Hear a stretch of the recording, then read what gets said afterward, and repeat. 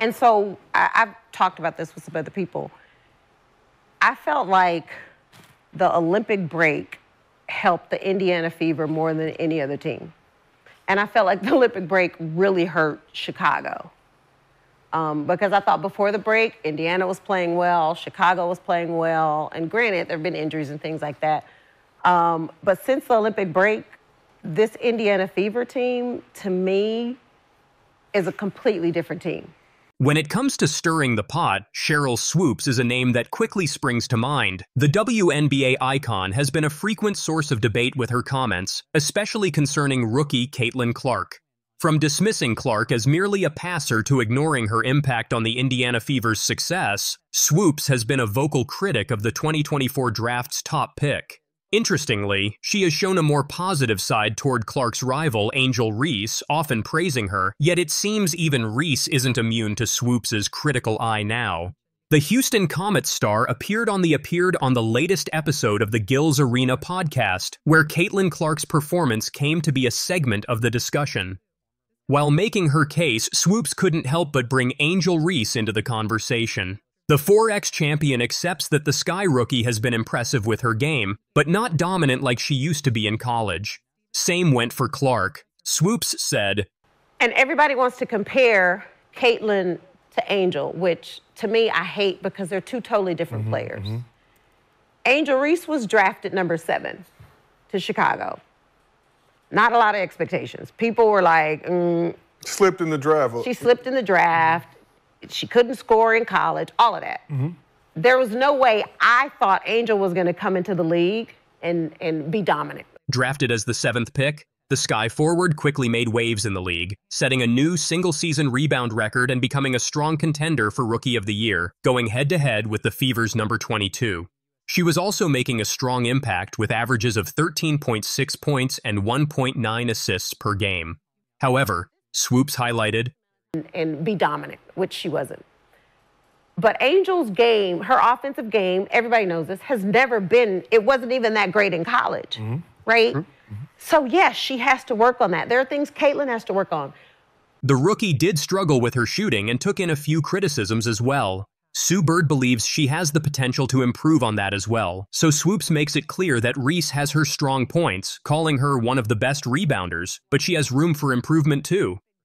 Something she suggests in her view of Caitlin Clark as well.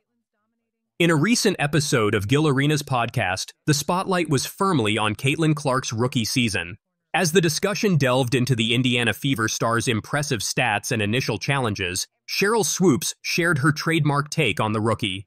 While acknowledging Clark's solid performance, Swoopes noted that she's doing well but has yet to truly dominate the league. Swoopes said, 15, 16 boards a game easy, right? So I look at 13.1 rebounds. So I'm looking at Caitlin. She also elaborated on her stance, recalling her earlier comments where she predicted neither Caitlin Clark nor fellow rookie Angel Reese would make an immediate impact in the WNBA. Right? And so, because I know people are like, oh my God, you said she wouldn't be good. But I didn't say she wouldn't be good. What I said was I didn't think Caitlin or Angel would come into the league and dominate immediately. Which I don't think either of them did. And but you weren't the only one who said that. So I think a lot of people felt that when you talk to a lot of players in the W, it's like, look, it's hard for rookies to make that transition from college to the W. Gino said it too. You know, no, but it is said hard. it, and you know, but this is us unfortunate. But you said it. But you're saying it. Dominate, right? When we're talking about Caitlin, we're talking about when she said dominate. When we're saying dominate, we're thinking what she does in college. Score the ball. She's dominated college, right? No, she dominated in college. She dominated. So when she says you won't come here and dominate off the rip, averaging 17 is not dominated compared to averaging 30-something for 4 straight years. But that was also like the first half of the season. However, despite Swoopes' skepticism, Caitlin Clark has made waves in the WNBA record books, and not just as a rookie. She set the league record with 321 single-season assists and achieved a remarkable 19 assists in a single game. On top of that, she's the fastest player ever to hit 300 assists. Dominant or not, the two rookies definitely make their mark. And when Angel Reese comes out and says, she ain't the only one everybody's watching, they're watching me too, they're watching others, a day later she gets ejected. I'm still a human. Like, all this has happened since I won the national championship, and I said the other day, I haven't had peace since then. And it sucks, but I still wouldn't change. I wouldn't change anything, and I would still sit here and say, like... Won a national title. She didn't celebrate with her teammates. She mocked Caitlin Clark. So there's jealousy there. I certainly see that with her. I don't know about the league. Angel Reese really lost her temper after the experts criticized her, and honestly, it was about time. She's been talking down Caitlin Clark's amazing game, calling her 35 points just a fluke. Really, Angel? 35 points and you think that's just a fluke? If luck was all it took, maybe you should look for yours because it's not showing up on the court. And remember when you couldn't handle Caitlin's great performance in front of you? So you ended up hitting her during the Indiana game. Yeah, that's right. Reese is being reviewed for possible upgrade to a flagrant. I think it'll be upgraded here.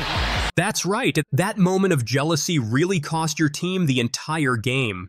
At least Clark is out there breaking records, not causing trouble. And now the experts aren't staying quiet anymore. Now she looks classless. If you're going to say that Angel is being criticized because she's black while Caitlin gets attention for being white, let's talk about Stephen A. Smith for a moment. He's not shy about sharing his opinions, and guess what? He's black too. This guy doesn't hold back against anyone, and Angel is no exception. If you want to find the toughest critic of Angel, it's this man right here. She happens to be a terrific talent who's white and very, very marketable. The combination of the two things make her the golden goose for the WNBA. Go after her, compete with her, get the better of her at every turn. Stephen A. Smith has been on a serious rampage, making video after video, practically putting Angel's performance on trial. And it's not just random opinions either. He's sharing stats, breaking down game footage, and showing why Caitlin Clark is in a whole different league. It's like Stephen has turned into a professor, explaining play-by-play why Clark is so much better. And Angel, she's definitely struggling with it. Instead of focusing on improving her game, she's busy trying to promote herself. Jealousy, envy, resentment, it's all justifiable because there were people that were pounding the pavement and going through so much to help elevate the WNBA's profile long before Caitlin Clark ever came along, and yet were denied that level of recognition and that level of appreciation. The bottom line is, since Caitlin Clark is the one here now, Angel even had a breakdown in a recent interview, crying about how experts like Stephen are trying to humiliate her. I've been through so much. I've seen so much. I've been attacked so many times. She claimed they're sexualizing her, and that's a serious allegation. Death threats. I've been sexualized. But instead of accepting that Caitlin Clark is getting attention because she's doing great on the court, Angel is avoiding the truth like it's a bad pass. Stephen A. isn't making personal attacks. He's just stating the facts. Caitlin is dominating, and Angel needs to face that. And it's not just Stephen. Angel is being called out from all sides in the sports world. But instead of taking it well and working on her game, she's acting like a victim, as if everyone is picking on her. Seriously? You're in the WNBA where competition is tough, and the moment someone points out your mistakes, you start complaining? It's crazy. In the WNBA at this particular moment in time, it's $250,000 to a player. Caitlin Clark is already committed to $28 million in endorsement deals, at least. Look at the wave that she's created. Look at the profile that it has granted the WNBA. Look at the record ratings they've produced because of her arrival. Just look at the recent game against the Dallas Wings. Caitlin Clark scored 35 points and led her team to a 1-point win with an amazing run in the fourth quarter. Every time she steps on the court, she's making history. Meanwhile, Angel, she's just complaining about how people are being mean. At this point, it's not even close. And Stephen A. Smith is the loudest one reminding us of that. He's breaking it down with clear facts. Clark is outperforming Reese in every important way. But I do think that she's benefited. The WNBA has benefited from Caitlin Clark and the publicity. But for some reason, Angel can't seem to accept this. She still believes she's the face of the WNBA, thinking anyone who disagrees is attacking her. Experts like Stephen A. aren't trying to bring her down. They're just offering a needed reality check.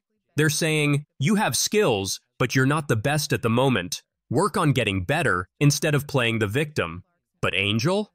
She's too focused on defending herself from imaginary attacks to see the real competition on the court. And right now, she's not winning. The ratings for the WNBA draft was 2.446 million, which was the largest in WNBA history. The doubleheader that opened the season generated over 1.5 million viewers, which was more than the WNBA had accumulated in more than 2 decades. You have all of this stuff going on. Understand, Caitlin Clark is different. The more Caitlin shines, the more Angel complains. Each time Clark sets a new record, Angel dives into another dramatic rant. It's a regular occurrence. Caitlin is on top, and Angel is losing control. While Stephen A. Smith and others are trying to get her to look at the facts, Angel is too focused on her own story to listen. Instead of facing the truth, she feels like everyone is against her, but she's just not keeping up with Caitlin Clark's rapid success. Go back to when she won a national title. She didn't celebrate with her teammates. She mocked Caitlin Clark. So there's jealousy there. I certainly see that with her. I don't know about the league. Then there's Patrick Bet-David sharing some hard truths, and let's be honest, things aren't looking good for Angel. According to Patrick, Angel's jealousy is so clear that it shows in every post-game interview she does. You can really see it in her reactions whenever someone mentions Caitlin's name. Can you kind of, on the flagrant, did you feel like that? The basketball play. Yeah. Do you feel like that was the appropriate call or? It's a basketball play. I can't control the refs. They affected the game obviously a lot tonight. So. But it did look in it, like you were going for the ball. I mean, I'm always going for the ball, but y'all gonna play that clip, what, 20 times before Monday? And can you blame her? Reporters don't even ask about her performance anymore. It's all about Caitlin Clark now. That's got to hurt, especially for a rookie like Angel who wants to shine, but finds her spotlight taken by Clark, who's putting up amazing numbers like it's nothing. Whenever someone asks Angel about her own game, she makes it sound much more impressive than it really is. You can't teach that. I'm going to go out and do whatever it takes to win, and every single night. My teammates rely on my energy. So being able to continue the energy, even if we're down, even if we're up, that's what I do. Patrick Bet-David hit the mark when he said Angel is going through a major recognition crisis. Sure, she's talented, but Caitlin Clark? She's breaking records and making headlines like it's nothing. Everything that she gets. Like, I understand there's all these storylines here. I try to keep it to what I see on the floor. Meanwhile, Reese's interviews have turned into a place for her to express how unfair it is to constantly be compared to Clark. Her frustration is clear, but honestly, it's starting to feel repetitive. We understand, Angel. You believe the media is obsessed with Caitlin. But is it truly unfair? Or is Clark just that impressive? Can we really blame the media for focusing on this? I mean, Clark's stats don't just speak, they shout. And this isn't just a one-time occurrence. Every time Clark plays, she's either breaking another record or showcasing her skills. And then, her forearm came down and hit Caitlin Clark. Let's be honest. The source of Angel's frustration is pretty obvious. It's not just that Caitlin is talented, it's that Caitlin is better. Angel sees all the attention going to Clark, and it's driving her crazy. Every press conference feels like a tribute to Caitlin, while Angel is left out, both on the court and in the spotlight. Patrick Bet-David really nailed it when he asked if it should have been called a flagrant foul. Should it have been upgraded to a flagrant? I understand. Now, you can't factor in that Caitlin Clark and Angel Reese don't have a good relationship, and Angel Reese has mocked Caitlin Clark, has roughed up Caitlin Clark a couple of times, but that shouldn't factor in if it's a flagrant one or not. But it's also true. What's wild is how obvious Angel's frustration has become. You can hear it in her voice whenever she talks about how unfair it is that Clark is getting all the praise. But here's the catch. It's not unfair at all. Clark is playing at a level that deserves attention, and the only person Angel should be upset with is herself for not keeping pace. Take that recent 11-point run by Clark in the fourth quarter. That wasn't just talent, it showed mental toughness, the kind that sets the great apart from the good. Angel hasn't had a moment like that this season, and until she does, she'll keep being asked about Clark. It's almost ironic. The more Angel complains about being compared to Caitlin, the more she highlights that Caitlin is the one raising the standard. Not everybody gets it just because, hey, I put in 10 years in the WNBA. or the PGA Tour or the NBA. It doesn't work that way. It's supply and demand. Do they want to buy your shoes or do they not? Do they want to play your basketball? Do they want to play with the Wilson? I mean, that's what this is about. It's not, I'm better than her. Maybe you are. The media and experts are just responding to what's happening on the court. They're not targeting Angel for fun. They're simply stating the facts. If Clark is playing legendary basketball while Angel is just going through the motions, it makes sense that Clark gets all the attention. Patrick Bet-David made it clear. Angel's real problem is that she isn't ready to accept that Caitlin Clark is the future of the league. Until she does, she'll keep getting caught up in jealousy. And we can't overlook Geno Auriemma. When one of the greatest coaches in basketball speaks, people pay attention. You have to factor that in, I think, or people have factored that in, I should say. That is she doing this? Would she have done this to somebody else? I don't know that. Do I think it's a basketball move? I do. This guy didn't achieve greatness by sugarcoating anything. When he discussed the Angel Reese and Caitlin Clark debate, he was completely honest. His remarks? Harsh, but accurate. Geno said that Reese's attitude is part of the issue, and honestly, he's right. He stressed that the WNBA isn't a place for entitlement. If Reese thinks she's already reached the top, she has a surprise waiting for her. I think she's handling great. I think she talks a lot of and she gets a lot of back. So she deserves everything she gets because she gives it as good as she gets it. She's just not built for the physicality of this league. Yeah, and she's not quick enough to get away from the physicality. So there's a lot of learning curve, like Diana said. Geno, who has coached legends like Diana Taurasi, Sue Bird, and Breanna Stewart, has seen it all. When he speaks, you know he backs it up with facts. In an interview on September 12, 2024, he called out Reese for acting like she's already successful. Geno pointed out that there's a big difference between being a star and being a superstar, and right now, Reese hasn't grasped that distinction. And when she gets it, she has elite skills that are going to really help her. Yeah, but she needs to be on a better. She needs to be on a better team. Auriemma's criticism hits harder than most because of his experience. He's coached superstars who didn't just have a few impressive games, they built legendary careers, and he knows what it takes to be great consistently. Right now, he sees Reese as someone too focused on believing she's already made it. In contrast, Caitlin Clark? Geno can't stop praising her dedication and work ethic. He pointed out that Clark didn't get where she is by waiting for attention. She worked for it, and Reese should take note. This is the same coach who shaped Breanna Stewart into one of the best players ever. Geno understands how to elevate talented players to stardom, and his remarks about Reese versus Clark, they're not just suggestions, they're facts. She couldn't play. I must admit, I lost a little respect for Caitlin Clark. I thought she was it. Sheryl Swoopes was discussing the Indiana Fever on a podcast. Okay. And she was like, in the Fever, they've just been tremendous. And she started naming players. And she named like every player except Caitlin Clark. Okay. She wouldn't mention her name. Yeah, true hater. Caitlin Clark has been unstoppable after setting another record on September 14th. And it's incredible to see how some people are reacting. They're just ridiculous. Seriously, why are so many jealous players and commentators struggling with her success? Every time someone criticizes her, they seem more desperate. Why is it so difficult to admit that she's dominating the league, setting records, and making everyone else look like beginners? Here you go, the Caitlin Clark, she is bringing all this revenue into the league, and then what's this? Petty jealousy, people smashing her, with these hard fouls, people on the bench. Angel Reese jumps up cheering like, can you imagine? LeBron James jumped up. It is like so classless.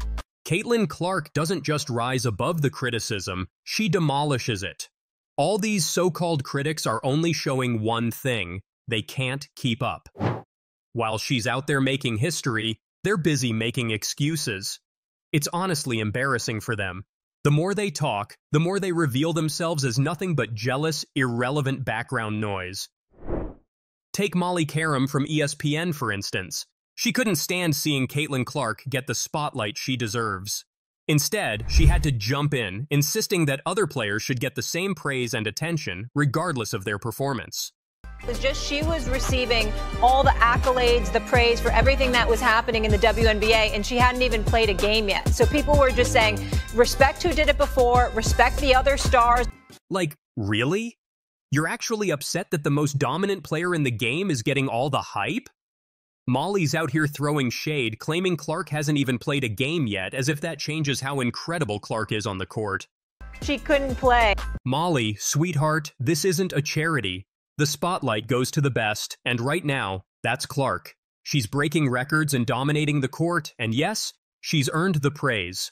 But here comes Molly, acting like Clark's success is an injustice to the rest of the league. Stephen A. Smith even had to call her out on it. But Molly? She just can't handle the truth. Honestly, Molly, maybe focus less on spreading the praise and more on accepting that Caitlin Clark is simply that good. And Molly, I'm disappointed in you. Because women, this first. What happened? The kind of heat that me and Shannon have had to take. Molly, what's up? And of course, Skip Bayless had to say something. I must admit, I lost a little respect for Caitlin Clark. I thought she was it. Seriously? As if anyone asked for your suggestion in the first place. The world is out here celebrating Clark for her incredible skills, and Skip Bayless just has to slide in with his outdated, unsolicited hot takes. It's almost like he's trying to go against the grain just to stay relevant. Let's be real, Skip. You're just one of those few critics who can't handle Clark's success. She's breaking records and redefining the game while you're over there nitpicking, pretending your opinion matters. Sorry, but nobody's losing sleep over what you think of Clark. She's got a league full of fans and players who respect her, and you're just throwing shade from the sidelines. Skip Bayless, that is not the whole truth and nothing but the truth, so help you God. So I don't mean to go against you or God himself. What Skip is either wrong about or has forgotten, honchos at ESPN were not happy. Moving on to a legend, yet even legends aren't exempt from poor judgments. Sheryl Swoopes made headlines by criticizing Clark's game, suggesting her style wouldn't survive in the WNBA. Will Caitlin Clark come into the WNBA and do what she's doing right now? Immediately? Absolutely not. Not gonna happen. Not going to happen. Every time Swoopes criticized Clark, she just went out and broke another record, making those comments look as outdated as dial-up internet. It's like Clark's whole goal has been to prove Swoopes wrong, and she's doing it perfectly. And if Swoopes' criticism wasn't enough, let's talk about Angel Reese. Her attitude towards Clark is just pure pettiness. Remember when she took a cheap shot at Clark's head and mocked her, then didn't even show any remorse? I was waiting. How long were you sitting? I tell you, I was waiting. Me? At what point were you waiting to pull out this? Man, kind of the Caitlin Clark? Caitlin Clark is a hell of a incredible player for sure. But I don't take disrespect lightly. And she disrespected Alexis and my girls. South Carolina, they still my SEC girls too. But y'all not gonna disrespect them either. So I wanted to pick her pocket, but I had a moment at the end of the game, and I was in my bag. I was in my moment. Yeah. Seriously, what was that? The move wasn't just dirty, it was desperate. Reese has been a textbook example of unsportsmanlike behavior, shoving, trash-talking, and trying to disrupt Clark's game. And remember when Chennedy Carter pushed Clark on the court and Reese clapped like it was a huge win? Very mature, Angel. Now let's talk about Carter. Her actions are all about shoves, taunts, and disrespect, as if she's on a mission to make Clark's life hard. Jealousy doesn't suit anyone, and Carter's made it her whole persona. Clark, though, doesn't even blink. Hitting a shot, then heading over to Clark and shoulder checking her. The refs called it a common foul, but the league yesterday upgraded the call to a flagrant foul. So, after all the trash talk from critics and the dirty fouls she's faced, what does Caitlin Clark do? She breaks Alyssa Thomas's single-season assist record on September 14th, 2024, with a total of 321 assists, leaving the previous record of 316 in the dust. And it wasn't just one impressive stat. She also scored 18 points, grabbed 8 rebounds, and made 9 assists in that same game against the Las Vegas Aces. Honestly, what can't this woman do? She's excelling in every area of the game while her critics are left regretting every bad thing they've said about her. Caitlin Clark deserves love, not just respect, love for the fact that she spoke out and she gave a voice to who you, Eminem, and so many others.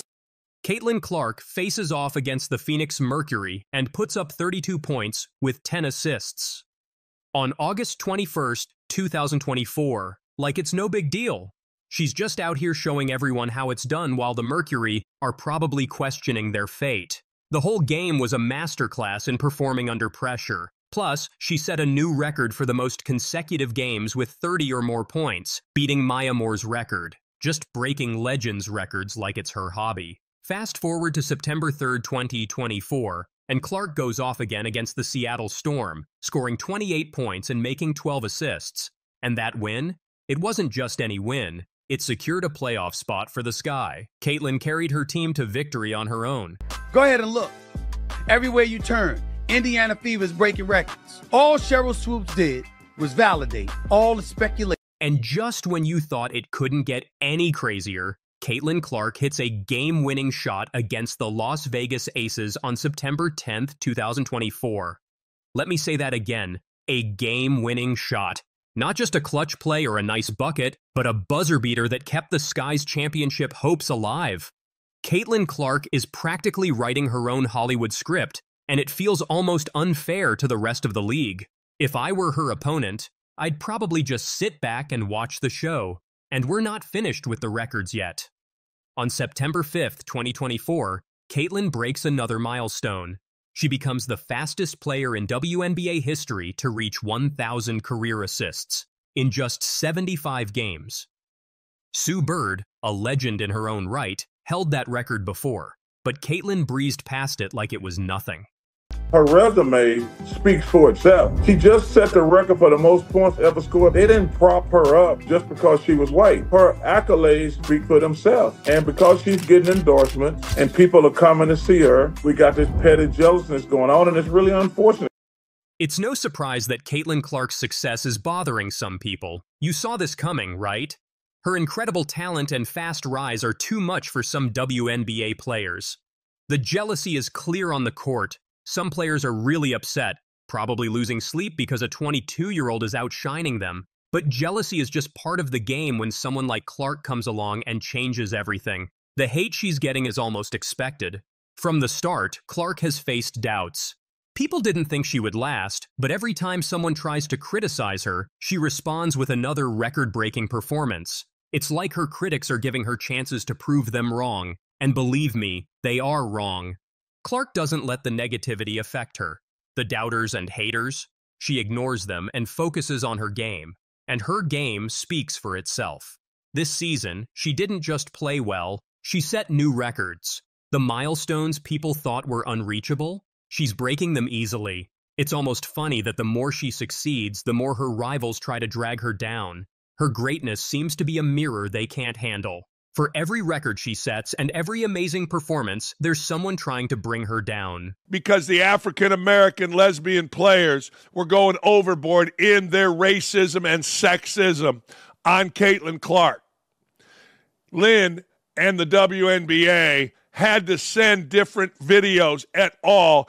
To the league to get this crap to stop, and the league has, for the most part, stopped. This shocking admission reveals the internal struggles that Caitlin Clark has faced, not just from the fans, but even from within the WNBA itself. It's hard to believe, but the racism and sexism directed at her were so rampant that the league had to step in. It seems on some social media channels to have taken a darker turn, a more menacing turn, where race has been introduced into the conversation, where sexuality is sometimes introduced into the conversation. How do you try and stay ahead of that, try and tamp it down, or act as a league when two of your most visible players are involved, not personally, it would seem, but their fan bases are involved in saying some very uncharitable things about. This was the turning point when the conversations around Caitlin Clark's performance started moving away from basketball and into darker territory. Race and sexuality became the focus of an escalating controversy. One thing that's great about the league right now, we do sit at this intersection of of culture and sport and fashion and music. Like the WNBA players are really looked at now as cultural icons. True. And when you have that, you have a lot of attention on you. There's no more apathy. Everybody cares. It is a little that Bird Magic moment, if you recall, from 1979 when those two rookies came in from a big college rivalry, one white, one black.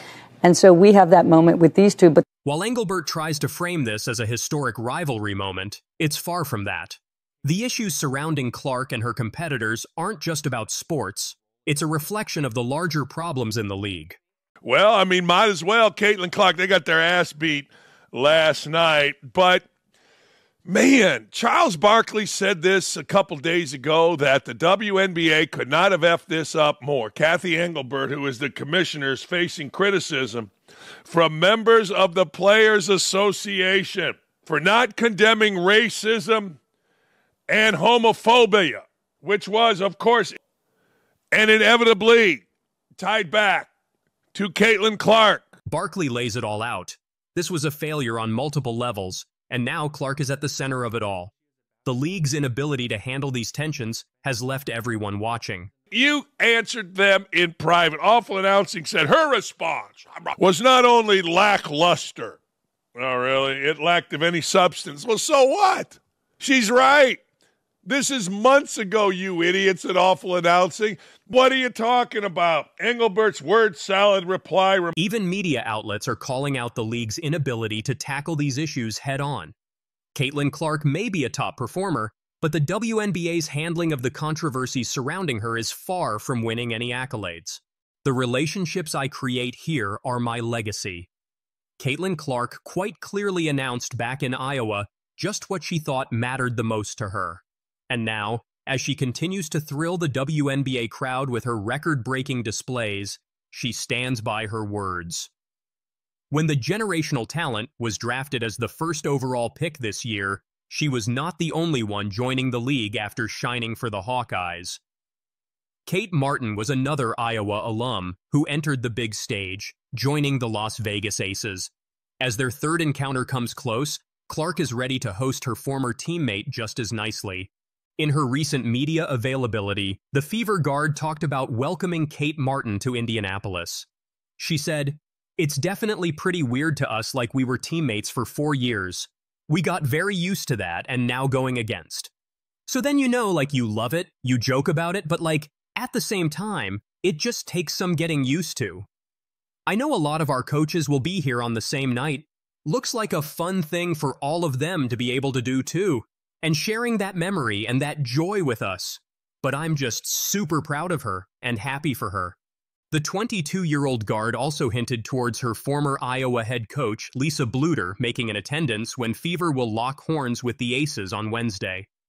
Both of the WNBA rookies played 4 years together with Bluter at the helm and led the Hawkeyes to back-to-back NCAA finals.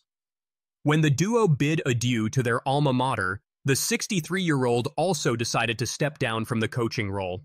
While Caitlin Clark has definitely been the talk of the town with her exceptional rookie season, her best friend Martin is yet to have a firm grip with Aces. Nevertheless, she has always found her college best friend acknowledging her and their friendship. The friendship between the opponent rookies, back in May, the former college teammates faced for the very first time in W. While the excitement among enthusiasts was obvious, Clark only made the matchup even more interesting when she opened up on her bond with the Aces rookie. "Kate is obviously one of my best friends, somebody that was with me all 4 years at Iowa. I was the person that kind of begged her to come back for her 6th year," said the Fever number 22. After taking a red shirt year and benefiting from the NCAA's COVID-19 eligibility extension, Martin announced in February 2023 that she would be returning for a 6th and final season with the Hawkeyes. She, along with Clark, led the team to the finals, but could not sweep the championship after falling to the South Carolina Gamecocks. Caitlin isn't much of a defender either. 2/3 of the way through the year, it was clear she was on an all-time record turnover pace. And for 2/3 of the year, Caitlin's three-point shooting ranked near the bottom of the league in percentage. I still get frustrated because she won't shoot enough in fourth quarters because she defers to her vets. Angel Reese is actually a poor defender. Angel's team has now fallen to 11-22, so she isn't having nearly the impact that Caitlin is having on her team. Angel Reese is better than Caitlin Clark, is saying Rodman was better than Michael Jordan. The truth is, Angel's a poor shooter of the basketball. I don't know any other way to say it. She's just a poor shooter. Skip didn't hold back when it came to discussing two of the WNBA's most talked about rookies, Caitlin Clark and Angel Reese.